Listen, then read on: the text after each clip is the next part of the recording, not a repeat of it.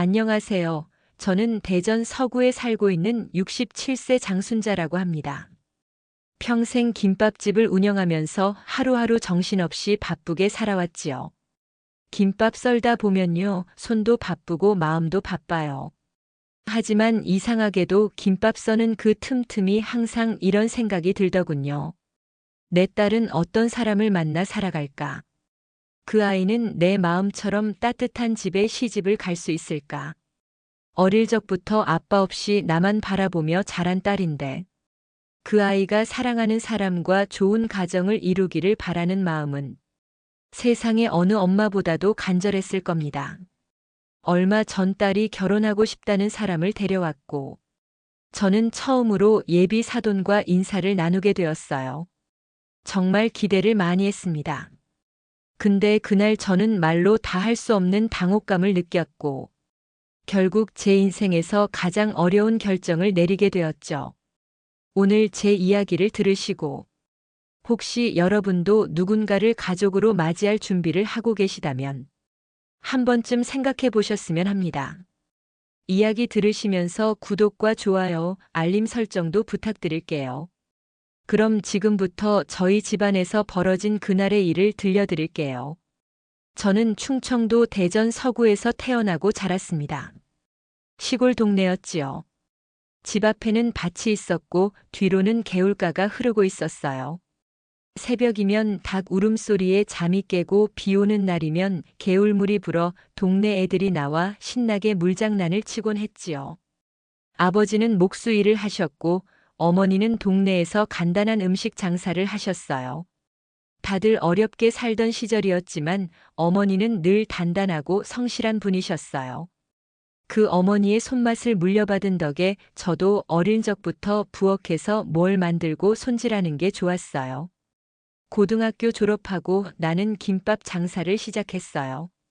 처음엔 시장 골목 작은 가판에서 시작했는데 처음으로 김밥을 사간 사람이 다시 와서 아줌마, 이거 김밥 맛이 참 좋아요. 라고 하던 그 말이 아직도 잊혀지지 않아요. 그 말 한마디에 힘이 났고 조금씩 단골이 생기면서 내 삶도 바빠지기 시작했지요. 남편은 25살 때 소개로 만났어요. 조용하고 성실한 사람이었고 무뚝뚝하지만 할 일은 꼭 해내는 그런 사람이었죠. 내가 장사할 때는 새벽마다 나보다 먼저 일어나 김밥 속 재료를 도와 손질해주고 밤늦게 퇴근해도 말없이 가게 뒷정리를 해주던 사람이었어요. 그런 사람이었기에 세상에 무서울 게 없었어요. 우리가 결혼하고 몇 년 뒤 힘들게 얻은 아이가 하나 있었어요. 그게 지금의 내 딸이에요. 외동딸이지만 단 한 번도 외롭게 하지 않으려 애썼어요. 사실 나는 딸이 어린 시절 아빠 없이 자란 아이라는 소리를 듣게 하고 싶지 않았어요. 그런데 그렇게 든든했던 남편이 딸이 초등학교 들어가던 해 심장마비로 갑작스럽게 세상을 떠났어요. 정말 눈앞이 캄캄하더군요. 딸은 아직 어렸고 나는 한순간에 가장이 되어야 했죠. 그날 이후로 나는 하루도 쉬지 않고 김밥을 말았어요. 비 오는 날도, 눈 오는 날도, 심지어 명절 당일에도 장사를 멈추지 않았어요. 왜냐고요? 딸을 제대로 키우고 싶었어요. 학원도 보내고, 좋은 책도 사주고, 무엇보다 자존심 상하지 않게 살게 하고 싶었어요. 그래서 딸 앞에서는 늘 웃으려 애썼고, 가게 문을 닫고 집에 들어가서야 눈물 흘렸지요. 딸은 그런 엄마를 닮아 무던하게 자랐어요. 말수는 적지만 책임감 강한 아이로.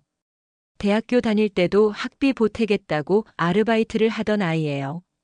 그렇게 혼자서 속 깊은 딸이 어느 날 남자친구를 데려와선 결혼하고 싶다고 말하더군요. 사실 저는 그 소식을 들었을 때 눈물이 날 뻔했어요. 아, 이제 저 아이도 자기 가정을 꾸리는구나. 내 역할도 여기까지구나 싶은 마음이 들었지요. 그래서 처음 상견례 자리를 잡을 때 제가 제일 신경 썼습니다. 평생 김밥집 한자리에서 지냈지만 처신사라는 건 어떤 마음으로 하는 건지 잘 알았으니까요. 딸이 선택한 사람이고 그 집안 사람들과 앞으로 가족이 될 거라면 서로 존중하고 예의를 지켜야 한다고 생각했거든요. 그런데 말입니다. 그날 그 첫 인사 자리에서 내가 기대했던 것과는 너무 다른 모습을 마주하게 되었어요. 딸이 결혼 얘기를 꺼냈을 때 내 마음이 어땠을지는 아마 엄마들은 다 아실 거예요. 기쁘면서도 불안하고 기대되면서도 어딘가 허전하고 이 아이를 혼자 키우면서 혼자 감당하고 지켜야 할 일들이 많았거든요. 그런 아이가 이제 다른 가족을 꾸리겠다는데 당연히 그 첫걸음을 진심으로 축복하고 싶었죠. 딸이 엄마 상견례는 집에서 하면 어때요? 했을 땐 사실 마음속으로 좀 망설였어요. 하지만 딸이 말하길 오빠네 집은 격식 차리는 거 별로 안 좋아해서 식당보다 엄마가 해주는 밥이 더 좋을 거야. 라고 하더군요. 저도 생각했어요. 그래, 첫 만남이니만큼 따뜻하고 편안한 분위기에서 정성껏 대접하면 되겠다 싶었어요. 내가 평생 김밥집 하면서 배운 게 그거거든요. 음식에는 음식하는 사람의 정성이 담긴다고요. 그래서 정말 한 주 동안 신경 썼어요. 집안을 쓸고 닦고 냉장고 청소하고 반찬들 하나하나 새로 직접 다 준비했죠. 시장 5군데 돌아다니며 좋은 재료 사오고 고기랑 나물, 과일까지 아예 미니 잔치상이다 생각하면서 준비했죠. 상견례 당일 딸이 도와준다며 옆에서 반찬 접시 나를 때 괜히 코끝이 시큰해지더라고요. 이 아이가 이렇게 컸구나. 이젠 진짜 떠나는구나 싶어서요. 약속 시간은 오후 4시, 4시 10분, 4시 20분. 아무 연락도 없이 시간만 흘러가고 나는 거실과 부엌 사이를 몇 번이나 왔다 갔다 했어요. 그러다 초인종 소리가 들렸고 현관문을 여는 순간 눈앞에 펼쳐진 광경에 말문이 막혔습니다. 반바지에 슬리퍼, 등산복 차림. 웃으며 들어오시더군요. 길이 좀 막혀 늦었네요. 인사도 가볍게 고개만 까딱. 나는 억지로 웃으며 안녕하세요. 오시느라 고생 많으셨어요. 했지만 벌써부터 머릿속이 복잡해졌어요. 식탁에 앉자마자 예비 사위 아버지는 말하더군요. 우린 이런 거 너무 격식 차리는 거 안 좋아해서요. 장모님 될 분도 편하게 생각하세요. 하. 나는 순간 말문이 막혔어요. 장모님 될 뿐이라. 그 말이 꼭 무슨 친구처럼 들렸어요. 처음 만나서 이름도 제대로 모르는 사이에 그런 농담조 호칭이 과연 예의일까? 내가 너무 예민하게 반응하는 걸까 싶었죠. 딸은 눈치를 보는지 숟가락을 만지작거리고 있었어요. 음식을 차려내자 그 아버지가 잡채를 한 입 드시더니 이건 좀 짜네요. 우리 집사람은 요리 되게 싱겁게 하거든요. 순간 속에서 무언가 확 올라오는 걸 눌러야 했어요. 그 말이 틀린 건 아니지만 처음 만나는 상견례 자리에서 정성껏 음식 준비한 사람 앞에서 하는 말이 맞는 걸까 싶었죠. 그 생각이 드니 참을 수가 없더군요. 그럼에도 나는 애써 웃으며 제가 좀 간이 센 편이에요. 라고 넘겼죠. 하지만 그 다음 말이 도저히 안 되겠더군요. 딸을 힐끔 보던 그 아버지가 삼겹살을 입에 넣으며 말하더라고요.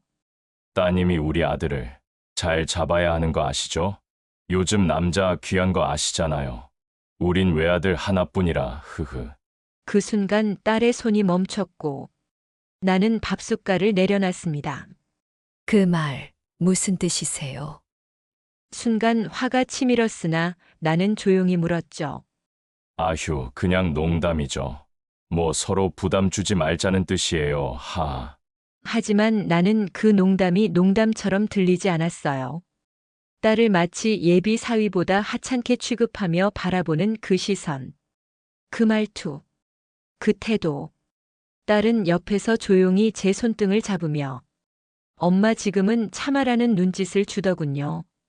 하지만 제 입에서는 그 말이 그냥 튀어나왔어요. 이 결혼 다시 생각해봐야 할 것 같네요. 제 딸을 그렇게 생각하고 계사디니 놀랍네요.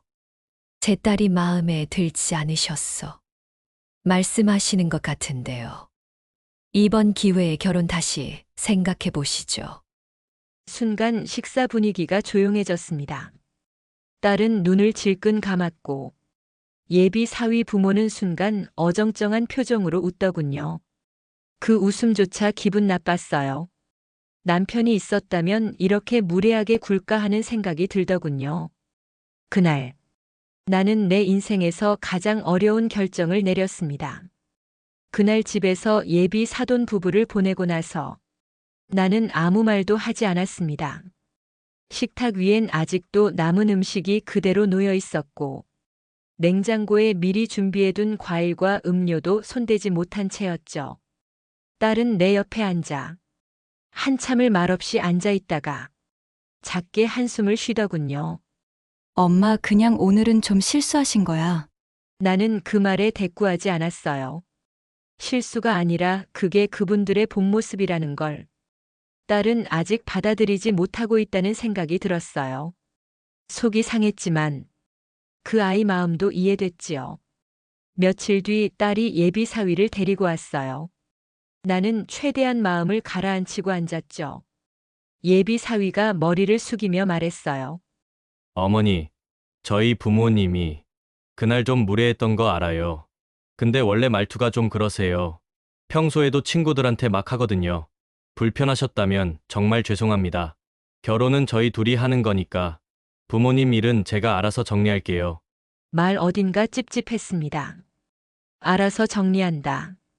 무슨 뜻인지. 그날 있었던 일들을 그냥 말투, 성격으로 얼렁뚱땅 넘어가려는 듯한 느낌이었거든요. 무례했던 장면들, 무시하는 말투, 그 모든 걸 단지 성향 차이로 퉁치려는 태도에 나는 더 확고하게 마음먹었습니다.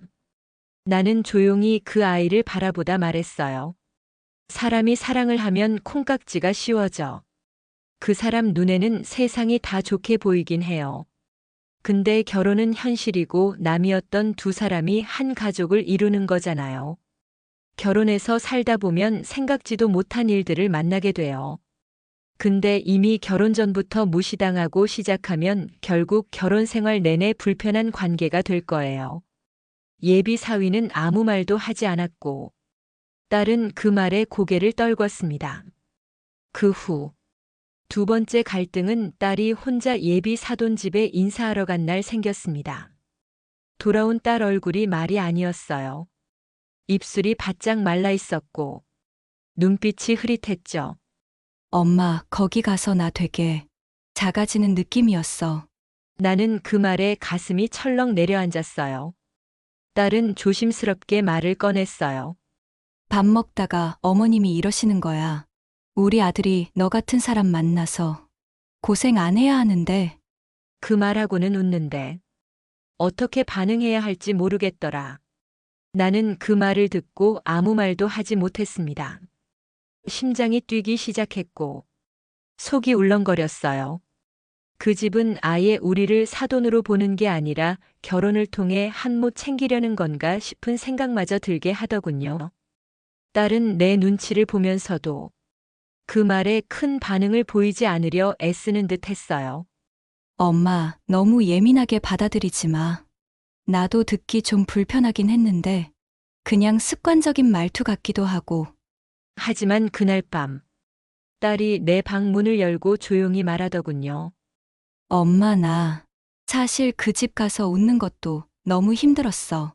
근데 내가 너무 민감한 건가 싶어서 그냥 넘겼어. 근데 엄마 말이 맞았나 봐. 딸의 말에 나는 처음으로 눈물을 삼키지 않고 흘렸어요. 이 아이가 나를 위로하려 애쓰는 줄 알았는데 사실은 본인도 중간에서 눈치 보느라 너무 힘들었구나 하는 생각이 들더군요. 세 번째 사건은 그 다음 주말. 예비 사돈 어머니가 전화를 한 통 걸어오면서 시작됐어요. 장순자 씨, 그날 일은 좀 지나친 반응이셨던 것 같네요. 요즘 누가 상견례 가지고 그렇게 민감하게 굴어요? 우리가 뭐 그렇게 잘못한 게 있나요? 나는 너무 어이가 없어 어떤 말조차 하지 않았습니다.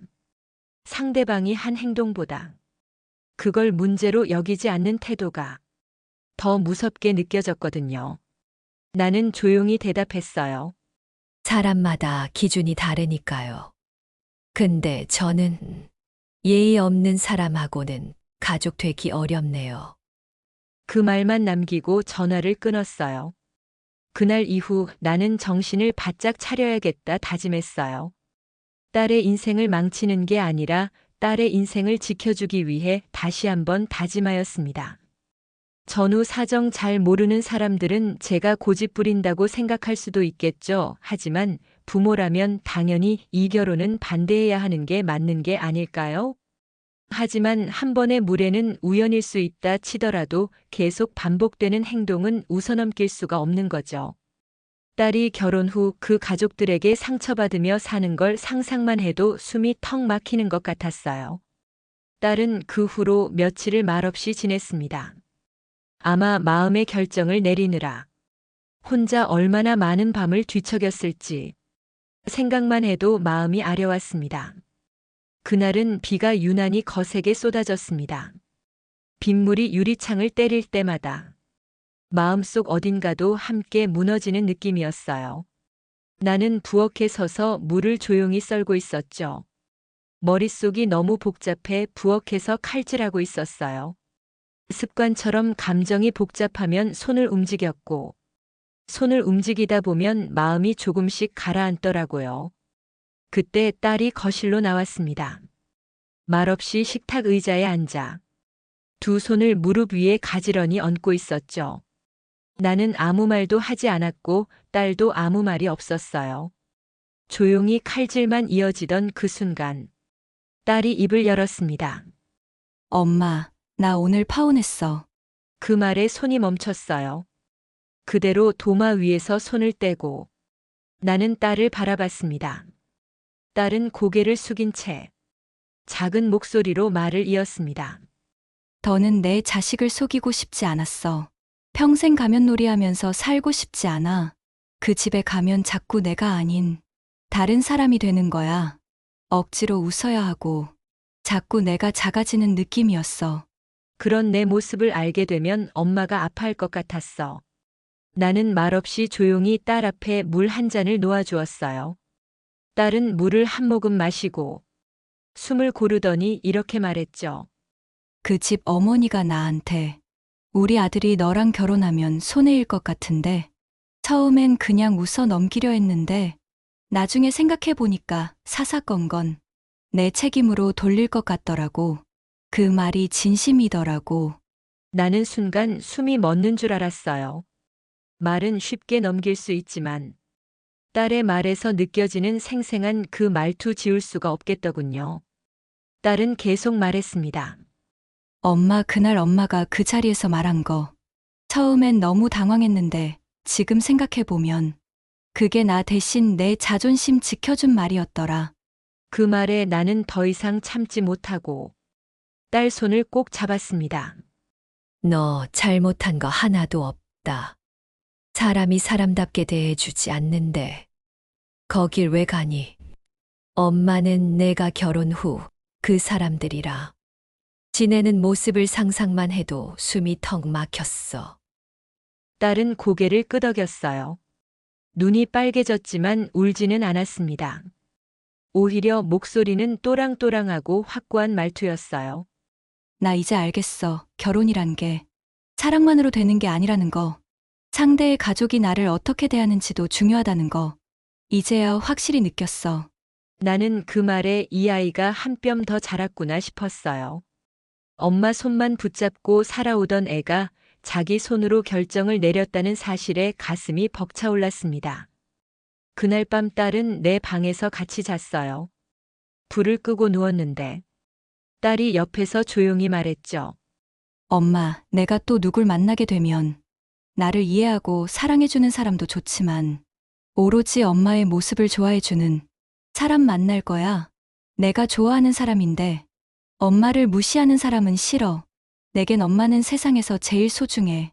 나는 베개 속으로 고개를 돌린 채 작게 대답했어요. 엄마는 내가 결혼을 하든 안 하든 괜찮아. 떠밀려서 결혼하는 건 반대야. 내가 제일 행복했으면 좋겠어. 엄마는 그거 하나면 돼, 살아보니까. 내가 행복해야 해야 주변 사람도 행복해지는 것 같아. 딸은 무슨 말인지 알 것 같다고 하더군요. 그 고요함 속에서 서로의 마음이 오가는 게 느껴졌어요. 며칠 뒤 딸은 예비 사위에게 마지막으로 연락을 했습니다. 전화 대신 손편지를 썼더군요. 그동안 고마웠고 행복했어요.